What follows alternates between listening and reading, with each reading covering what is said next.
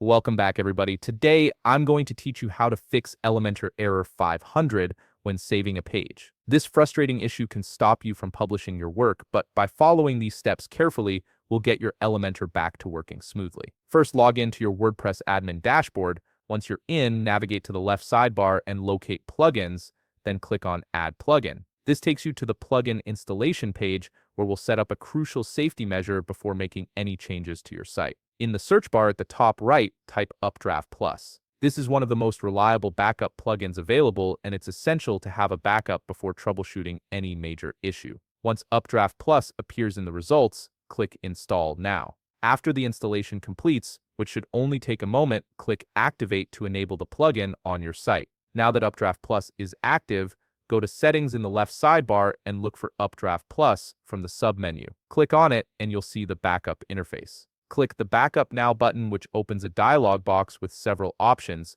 Make sure to select all the available options to ensure you're creating a complete backup of your entire site, including your database, themes, plugins, and uploads. Once everything is selected, click Backup Now again to start the process. This might take a few minutes depending on the size of your site, so be patient while WordPress creates a full snapshot of your website. With your backup safely stored, it's time to check for updates. Navigate to Dashboard, then click on Updates. Here, you'll see a section labeled Current Version, which shows your WordPress version. Click the Check Again button to scan for any available updates for WordPress core, themes, or plugins. Outdated software is often the root cause of error 500, so this step is critical. Next, head over to Plugins, then click on Installed Plugins. This displays all the plugins currently active on your site. Now here's where we identify the conflict. We're going to deactivate all plugins except Elementor and Elementor Pro. To do this efficiently,